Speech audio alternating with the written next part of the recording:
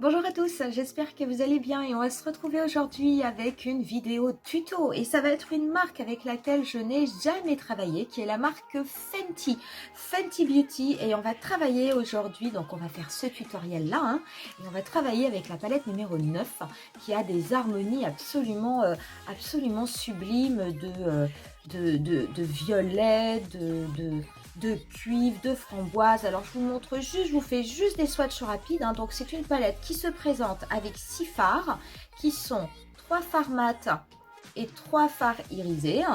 Et puis, et donc on va faire aujourd'hui un tutoriel. Elle est magnifique, cette couleur framboise, elle est absolument sublime. Là vous avez une couleur un petit peu cuivrée, pareil, elle est sublime. Et la dernière qui va être beaucoup plus clair. Donc voilà au niveau de l'harmonie.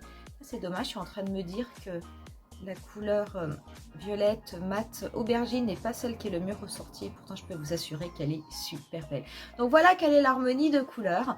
Donc on va faire un tuto avec le maquillage complet, le teint et les yeux. Je vous le dis tout de suite, accrochez-vous à vos stylos. On va estomper. Là c'est un maquillage qui ne va pas être facile.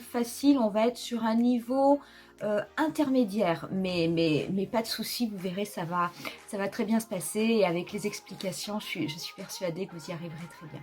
Allez, c'est parti pour le tutoriel.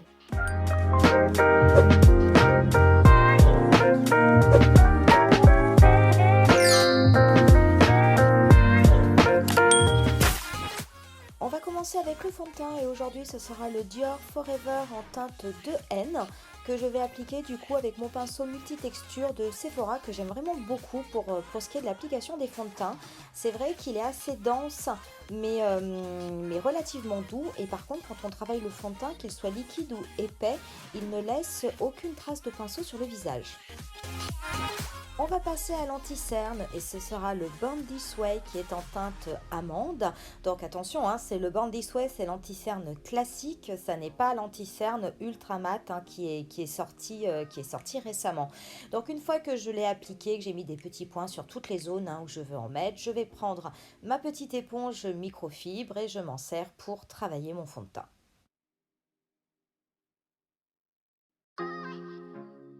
Et puis une fois que je l'ai appliqué, je m'aperçois que j'adore toujours autant le résultat. Pour ce qui est de la poudre, ça va être aujourd'hui la poudre Laura Mercier, la Translucent Powder, donc que j'applique avec mon gros pinceau Kiko en tapotant au niveau des joues. Et puis après, je vais lisser de l'intérieur vers l'extérieur de mon visage.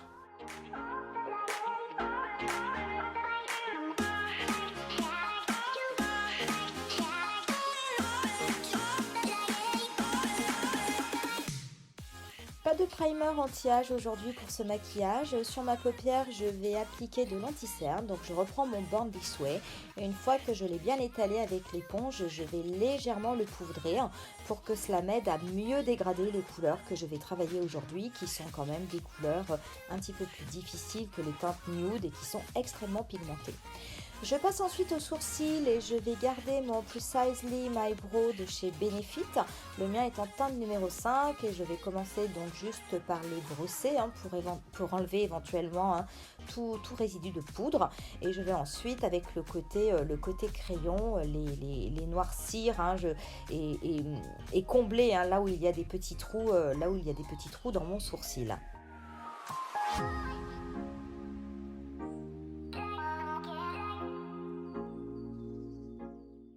On va commencer le travail des yeux en prélevant tout d'abord la teinte Rose Spritz qui est la teinte mat la plus claire de la palette, et je vais l'appliquer avec un pinceau fluffy sur mon arcade sourcilière sans trop descendre, et cela va me permettre en fait de bien mieux dégrader ensuite mon fard qui va être beaucoup plus foncé.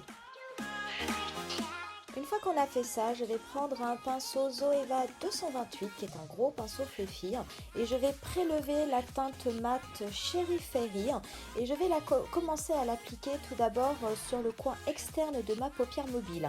Donc je dépose mon pinceau, je le tapote pour bien déposer la matière et je vais faire après des petits mouvements circulaires au niveau du coin externe de ma paupière mobile de façon à bien dégrader la couleur. Une fois que j'ai fait ça, je me sers de mon pinceau, je reprélève un petit peu de matière pour remonter la couleur au niveau du coin externe, hein, au-dessus de mon pli paupière. Et après, je me sers de mon pinceau pour faire des mouvements de va-et-vient afin de dégrader la couleur au niveau de mon pli paupière et également juste au-dessus. Donc c'est une opération qu'on va faire en plusieurs fois de façon à ce que la couleur se dégrade bien et surtout de façon à ce que la couleur soit homogène pour éviter d'avoir des pâtés ou pour éviter qu'elle soit trop difficile à dégrader parce que ça n'est pas réellement un marron, c'est un marron mais qui tire quand même vers des côtés rouge bordeaux, donc qui n'est pas très facile. Donc vraiment je n'hésite pas à intensifier le coin externe de la paupière mobile petit à petit, quitte à rajouter de la couleur de façon à construire l'intensité. Et après, une fois que j'ai dégradé par petits mouvements au niveau du coin externe, je garde le même pinceau, je ne reprends pas de matière supplémentaire et je dégrade ce fard que j'ai bien estompé sur le coin externe. Je le dégrade de façon à ce qu'il ait un effet complètement fumé au niveau de mon pli paupière et légèrement au-dessus de mon pli paupière. Une fois que j'ai fait ça, on attaque les choses sérieuses et là je vais prendre un MAC 217 et je vais prélever la couleur la plus foncée qui est Pinot Please, mais qui est vraiment une couleur bordeaux-violet absolument magnifique. Attention, elle fait des chutes et attention, je veux dire, elle peut marquer si jamais on va un petit peu trop loin. Donc, je prends mon MAC 217, je l'applique mais bien en tapotant au niveau du coin externe de ma paupière mobile et je me sers du plat de mon pinceau de façon à bien définir la forme de mon œil sur le coin externe et la forme de mon maquillage pour essayer de commencer à préciser une forme en V. La forme en V, je la terminerai après à l'estompage, mais pour le moment, je me sers de mon pinceau pour essayer de faire une forme en V un petit peu grossière, un petit peu brutale, mais qui me permettra après d'estomper beaucoup plus facilement et qui, une fois que cette forme est créée, même si elle est créée de façon grossière, va me permettre de me concentrer sur l'estompage. Donc vous voyez, j'y vais vraiment petit à petit. Pourquoi? Parce que c'est une couleur qui est tellement foncée, c'est à peu près la même chose que si vous travaillez du noir. Donc mieux vaut y aller petit à petit pour construire votre intensité, faire un joli dégradé, parce que si vous mettez trop vite trop de couleur violette, vous n'arriverez plus à l'estomper et vous serez déçu de votre maquillage. Une fois que j'ai bien imposé au coin externe avec mon MAC 217 la couleur, je vais prendre un pinceau fluffy de chez Sephora. Vous pouvez prendre un autre pinceau blender et je me sers de ce pinceau donc pour estomper les bords de cette couleur Pinot que je viens d'appliquer et je l'estompe au niveau de mon coin externe pour adoucir cette forme en V et ça va me faire un peu une forme de cat-eye, d'avoir vraiment un regard allongé. Et je me sers également de ce pinceau pour du coup dégrader ce fard Pinot, mais alors uniquement au niveau de mon creux paupière. Cette teinte-là, qui est très foncée, je m'en sers vraiment pour assombrir mon creux paupière, mais alors je ne dépasse pas le pli paupière, hein. Je ne vais absolument pas au-dessus, même si j'ai une paupière tombante. Donc, on fait des petits mouvements de va-et-vient. Je ne rajoute pas de matière quand je fais le pli paupière parce que je veux que ce soit vraiment... je veux avoir un pli qui soit ombré, mais qui ne soit pas coloré de façon intense comme la partie externe de mon œil. Également avec mon pinceau, je fais mon pli paupière, mais je ne vais pas jusqu'au coin interne de mon œil. Je laisse quand même un petit espace de libre et vraiment, je dégrade sur les deux tiers de mon pli paupière et je n'hésite pas à bien dégrader sur l'extérieur de façon à avoir cette forme en V très allongée. Sachez qu'à ce stade du maquillage, on a déjà fait le plus dur. Donc on va prélever ensuite la couleur Pop de Cork, qui est une couleur métallisée avec un pinceau plat. Et je vais l'appliquer au niveau du centre de ma paupière mobile. Alors c'est une couleur qui est absolument magnifique, parce que c'est un marron, mais qui a une couleur un peu cuivrée, un peu rouille. C'est un peu ça, ça va un peu vers les côtés rouille, mais qui est vraiment magnifique, qui a une pigmentation de folie. Et du coup, je m'en sers pour l'appliquer au niveau du centre de ma paupière mobile, je remonte la couleur jusqu'au niveau du pli paupière et je fais bien attention lorsque je l'applique à la dégrader avec la couleur Pinot que j'ai mis au niveau de mon coin externe de façon à ce que ça ne me fasse pas de barre. Je garde le même pinceau, je vais juste le retourner et je vais prendre ensuite la couleur She Bubbly qui est la couleur irisée la plus claire de la palette et je vais m'en servir en fait pour l'appliquer au niveau du tiers interne de ma paupière mobile. Donc pareil avec ce pinceau là, donc sachez qu'avec un petit pinceau plat la couleur se prélève vraiment très bien. Donc je l'applique et je vais la dégrader avec la couleur centrale, un pop de cork pour éviter qu'il y ait une rupture brutale, que cela fasse des barres. Et je la dégrade également au niveau de mon pli paupière pour faire un raccord avec les autres couleurs. Une fois qu'on a fait ça, je vais prendre un petit peu de Fix Plus et on va passer au ras de cils inférieur. Et je vais prendre la magnifique couleur framboise qui s'appelle Bottle Service avec un petit pinceau Zoeva 230. Et en fait, je vais l'appliquer mouillée parce que je veux vraiment qu'elle soit extrêmement intense et je veux que ma ligne de mon ras de cils soit en fait relativement nette. Je n'ai pas envie d'avoir quelque chose de très fumé, de très estompé.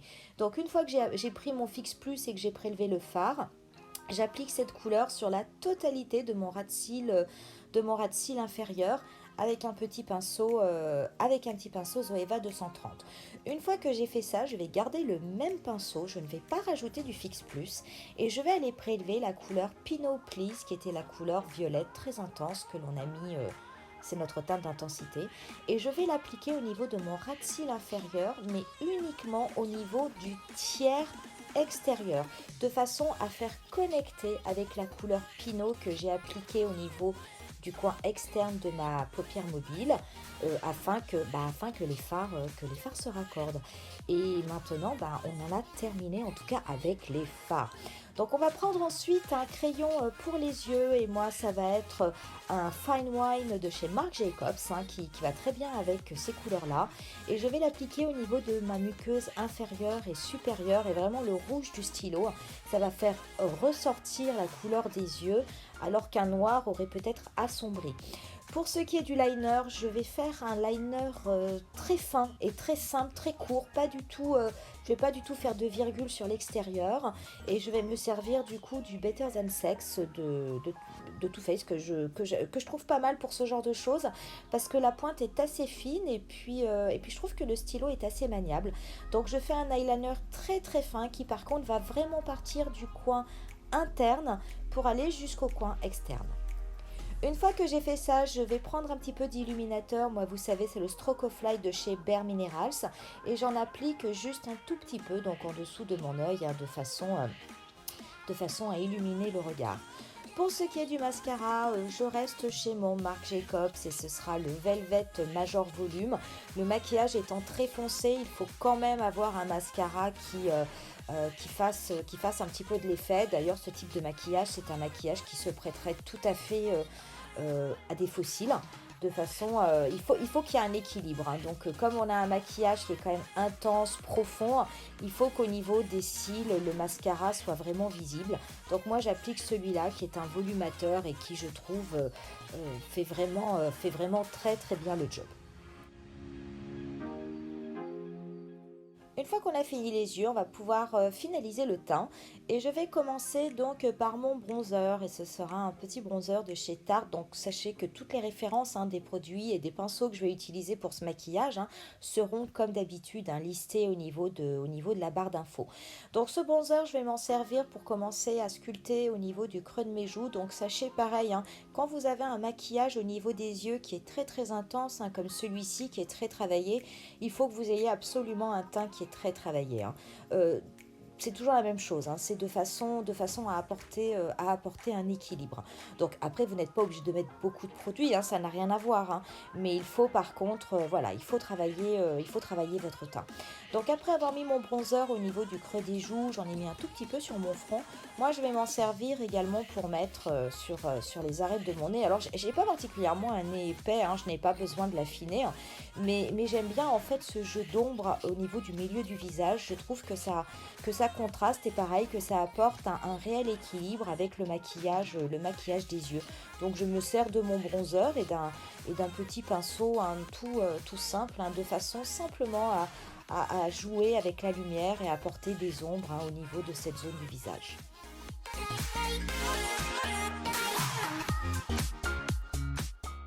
Pour ce qui est du blush, je vais prendre ma palette de chez NYX, hein, que vous commencez à connaître, et je vais mixer plusieurs blushs, hein, qui sont plutôt dans des teintes rosées, pêche, mais qui sont relativement légères. Par contre, voilà, je vais avoir la main légère au niveau du blush aujourd'hui. J'ai envie que ça élimine, que ça colore un petit peu mes joues, mais l'accent a vraiment été mis au niveau des yeux. Donc voilà, je mets un petit peu de peps, mais je reste dans des couleurs qui sont quand même extrêmement soft. Pour ce qui est de l'highlighter, aujourd'hui, je vais ressortir ma palette Becca et ce sera la teinte Rose Quartz que je vais appliquer au niveau de l'arête de mon nez, mais juste sur la partie supérieure. Je ne vais pas en mettre sur la totalité. Et ensuite, au pinceau ou au doigt, je vais en appliquer sur les zones habituelles, à savoir le bout du nez, l'arc du cupidon. Et je vais en déposer légèrement en tapotant sur le haut de mes joues. Pour illuminer un petit peu plus le maquillage, je vais finalement prélever de l'highlighter et je vais en appliquer au niveau du coin interne de façon à ce que ça apporte un petit côté un petit peu plus lumineux.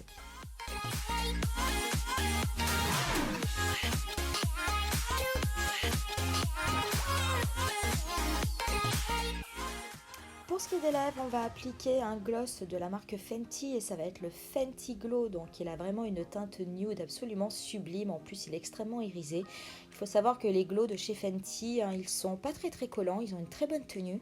Et par contre, ils ont un petit goût de fraise, hein, qui est un petit peu étonnant.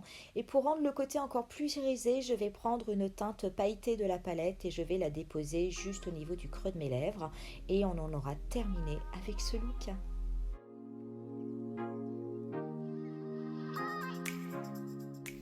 Voilà pour le look final, donc j'espère que ça vous aura plu. Donc oui, en effet, là on est sur un niveau, on va dire, intermédiaire. C'est un petit peu plus compliqué que ce que je vous fais d'habitude. Mais je vous assure que si vous prenez votre temps, ça va être tout à fait réalisable. Ne vous inquiétez pas, ce sont juste des couleurs qui ont besoin, compte tenu de l'intensité et compte tenu de la couleur qui est dans les tons bordeaux, violet, rouge, ont besoin d'être un petit peu plus travaillées que des couleurs neutres.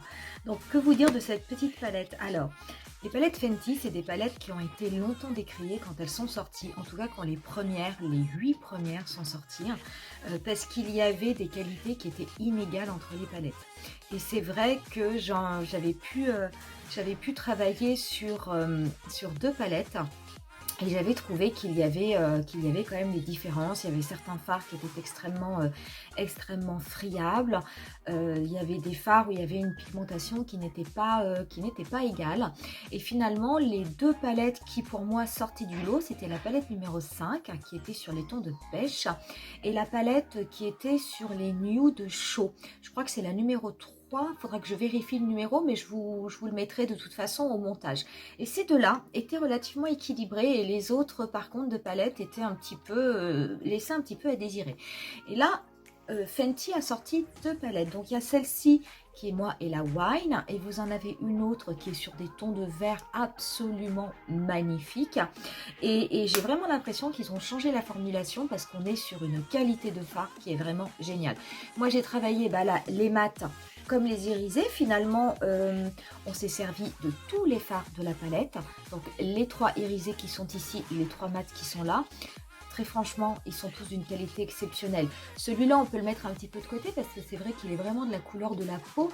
Donc, il est fait pour uniformiser, pour unifier. Mais c'était vraiment très bien. Mais alors, par contre, l'aubergine, le framboise, celui-ci qui a un peu des reflets cuivre et cette couleur en couleur de transition, non mais c'est absolument, c'est de la très bonne qualité. Sachez que cette petite palette, donc elle est au tarif de 25 € et que Fenty, vous pouvez également bénéficier de réductions. Donc si jamais elle vous intéresse, écoutez, attendez peut-être de voir avec le Black Friday ou avec le Cyber Monday si vous avez la possibilité de l'obtenir en promotion. Je vous referai, je pense, un tutoriel peut-être sera un petit peu avec moins d'estompage, hein, de façon à ce que ce soit facile. Mais je vous assure que maintenant, comme on fait plein de tutos ensemble, logiquement, vous devez être les pros de l'estompage et vous devriez y arriver sans problème. Mais en tout cas, vraiment, je vous referai quelque chose parce que moi, c'est une petite palette que j'aime beaucoup et qui vaut vraiment le coup. Au niveau du gloss, pareil, je vous mettrai toutes les références en barre d'infos puisque c'est un gloss Fenty. Et moi, je l'aime beaucoup. Alors, c'est très étonnant. C'est un gloss qui a un petit goût de fraise. En général, j'ai plutôt des gloss qui ont des goûts mentholés. Celui-là, non. Mais en tout cas, c'est vrai qu'il a l'air, il a une couleur, il est extrêmement irisé, extrêmement scintillant. Mais c'est vrai que la marque Fenty a des produits qui sont en général assez chargés, hein, au niveau des côtés highlight. Donc j'espère que ce tuto vous aura plu. Et puis si jamais vous avez cette petite palette ou éventuellement une autre de chez Fenty, ben, n'hésitez pas à me le dire en commentaire. Et puis je vous dis rendez-vous à bientôt avec un nouveau tuto. Et d'ici là, ben, je vous laisse avec quelques photos du look final. Bye!